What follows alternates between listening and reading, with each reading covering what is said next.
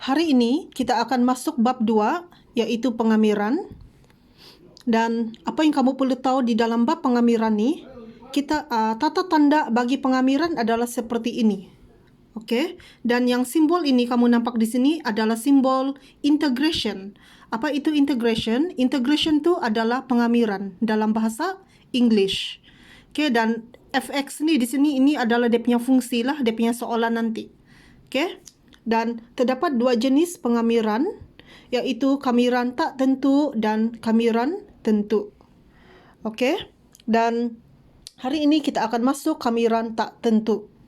Di dalam kamiran tak tentu terdapat dua hukum yang perlu kita guna untuk menyelesaikan soalan pengamiran tak tentu. Okey, yang pertama, hukum pertama, jika. Okey, soalan dia seperti ini. Integration K dx. K di sini adalah pemala. Sama maksud seperti yang di dalam pembezaan hari itu. K bermaksud pemala, iaitu nombor sahaja, tidak ada anu. Maka bagaimana kita kamirkan? Okey, kalau di dalam pembezaan, pemala dia akan jadi kosong kan? Tetapi di dalam pengamiran, pemala kita akan wujudkan. Kita letak X di belakang nombor tu. Kita letak X tambah C. Macam tu sahaja. Okay? Dan hukum kedua pula, jika integration AX kuasa N dx, sekarang dia ada anu sudah dan kuasa.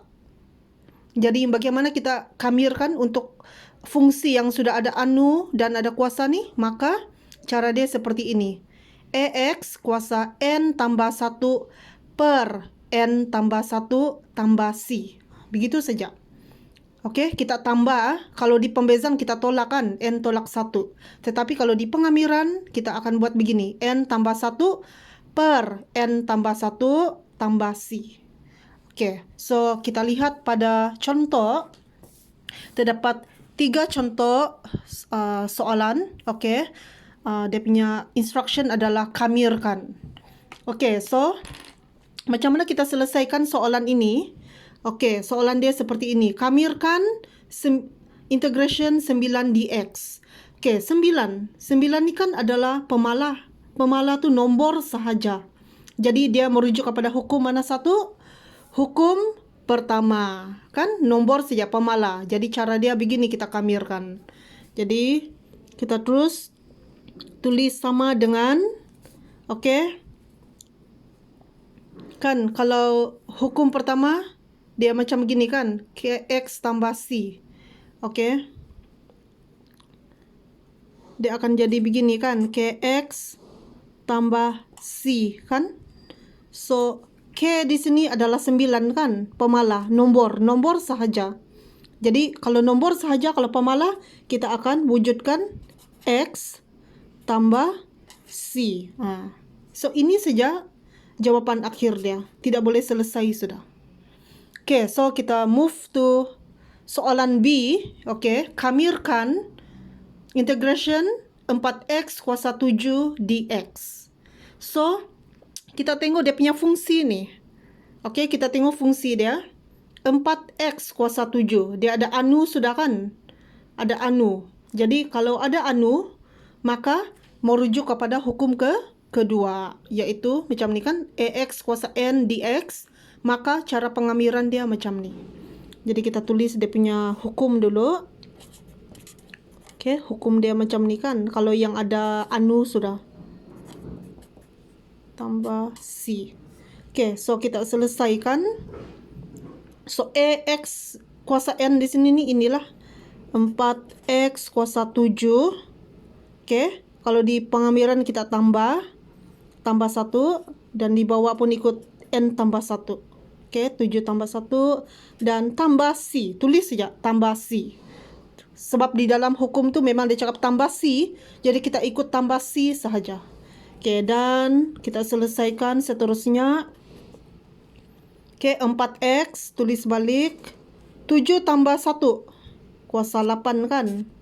Lepas tu di bawah dia pun 7 tambah 1 kuasa 7 tambah 1. So 8. Begitu kan? And then jangan lupa tulis balik tambah C. Macam tu. Okay, so kita tengok balik. 4/8 kan pecahan. 4/8 boleh dipermudahkan? Okey, saya rasa boleh guna kalkulator. 4/8. So, paling kecil adalah 1/2. X kuasa 8 tambah C. So, tidak boleh lagi selesaikan. Inilah jawapan akhir. Okey.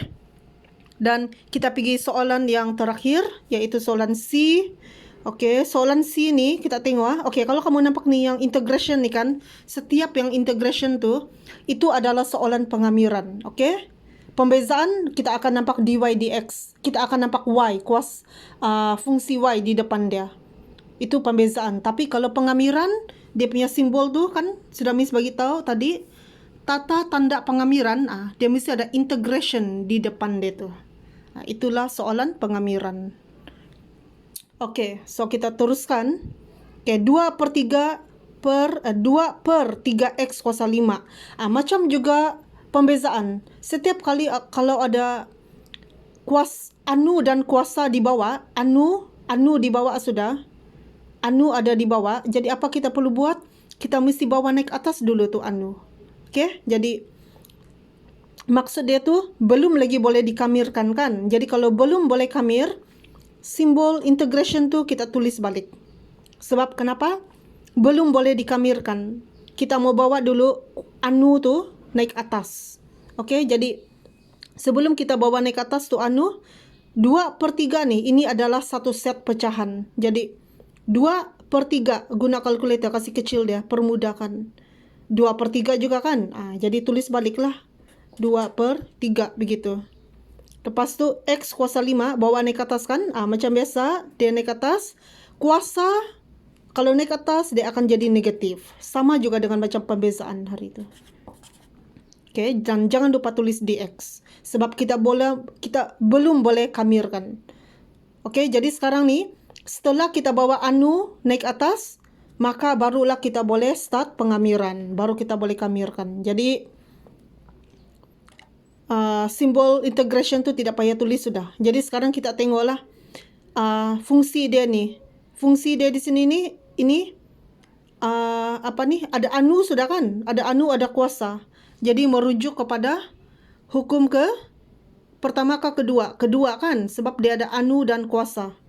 Nampak ni? Ada anu dan kuasa. Jadi dia merujuk kepada hukum kedua. Jadi cara dia macam ni lah. Jadi kita tulis balik.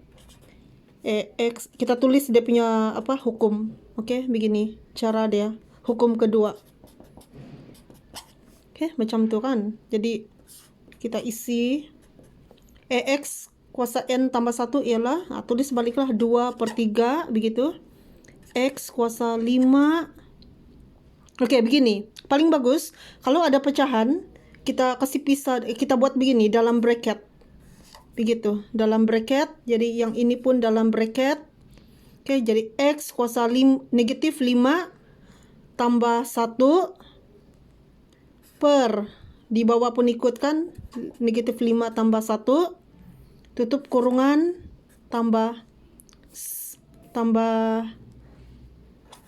C, macam tu. Okey, kemudian sama dengan, okey, kita selesaikan dulu yang dalam kurungan besar ni, iaitu yang di kurungan besar ni. Negatif 5 tambah 1, negatif 4 kan, guna kalkulator. Per negatif 4. Di bawah pun ikutlah, negatif 5 tambah 1, negatif 4. Dan di belakang ikut tambah C. Okey, kita selesaikan. Okey. Kalau macam ni kan, dua-dua kan, kurungan dengan kurungan. Apa kita perlu buat? Kurungan dengan kurungan, maksudnya darab masuk. Jadi, atas kalau darab, atas darab atas, bawah darab bawah. Jadi, 2 darab X kuasa negatif 4, 2X kuasa negatif 4. Macam tu kan. 2 darab X kuasa negatif 4, 2X kuasa negatif 4. Per, di bawah lagi kita darab masuk, 3 darab negatif 4, negatif 12. Macam tu kan. Lepas tu tambah C. Okey. Jawapan akhir, okey. 2 per negatif 12, boleh kecil ke tidak? Boleh kan? dia kalau di kalkulator dia akan jadi negatif 1/6. Negatif 1/6, begitu kan? Negatif 1/6 X kuasa negatif 4 tambah C, begitu kan? Oke, dia jadi begini kan? Dia bila kita kasih kecil, dia akan jadi negatif 1/6 X kuasa negatif 4 tambah C. Jadi lepas tu, last kali, kalau dia punya kuasa dia tu kalau negatif, macam juga pembezaan, kalau negatif, kita mesti bawa turun semula supaya dia jadi positif. Macam ni.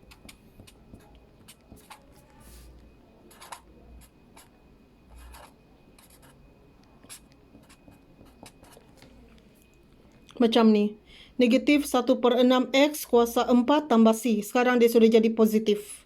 Kalau tadi negatif di atas, kita bawa turun supaya dia jadi positif. So, sampai sini sahaja.